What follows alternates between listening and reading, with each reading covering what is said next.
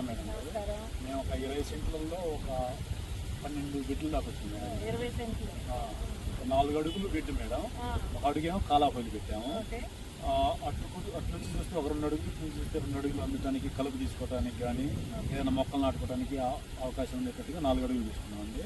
దీంట్లో బెడ్కి ఆ వైపు ఈ వైపు ఏమో కూరగాయలు వేస్తున్నాము.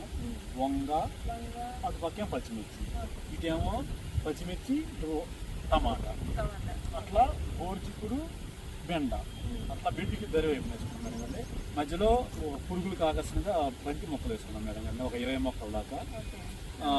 బీన్స్ దగ్గర దీంట్లోనే ఒక 25 రకాల్లో మొత్తం ఆకుకూరలు అయితేనేమి, కూరగాయలు అయితేనేమి, తీగజాతి అయితేనేమి అన్నీ వేసుకున్నాం మేడం అండి.